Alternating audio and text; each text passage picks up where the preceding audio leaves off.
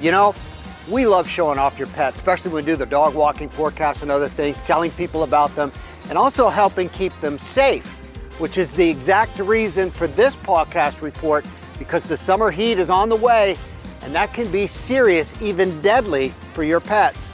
Check it out.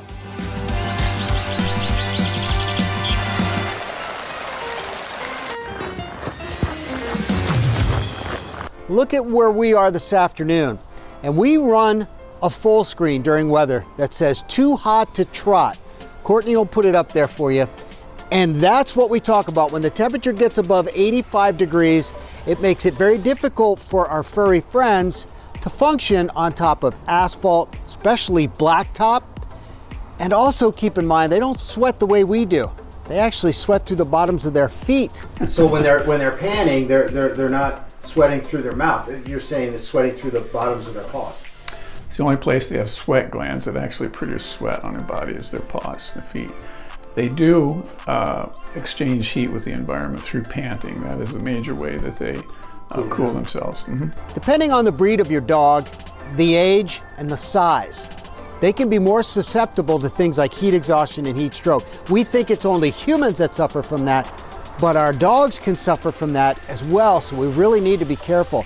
Dogs that have flat faces, like bulldogs, pugs, they don't regulate body temperature out their mouth as efficiently as other dogs do. And also, as being Ranger's owner, as you know, he's over 11 now, dogs that are older or overweight, we have to be much more careful on what the temperature is outside. And speaking of the temperature, here's a couple of graphics that I want to show you. If the temperature gets to 80 degrees, you can see how the temperature on the asphalt and concrete continue to go up. If it gets to 85 or even 90, that's when we run into critical conditions for your dogs being outside.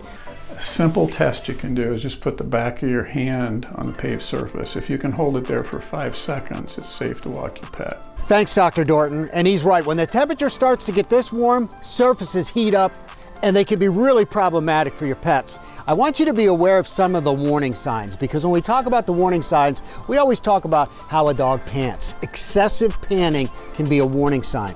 Also, rapid heartbeat. Does the dog feel warm? Colorations in the gums and tongue can change. That's also problematic. Your dog could be suffering from heat exhaustion or heat stroke. And finally, you want to see if it's wobbly, or if the dog just lays down and doesn't want to move. Those can also be signs of that. And if you do find yourself in a situation this summer where your dog is showing some of those symptoms and it's hot outside, well, you want to cool them off right away. Get them in the shade, get them in the air conditioning. Also, room temperature water. You don't want to put ice on them. That's not the way to cool them down. That can constrict their blood vessels and keep the heat locked into their body. Be safe. Have fun, enjoy those walks, and when it does get hot like what we saw here in the backyard, then you want to walk them in grassy areas, shaded areas, dirt trails, things like that. Try and keep them off blacktop and concrete.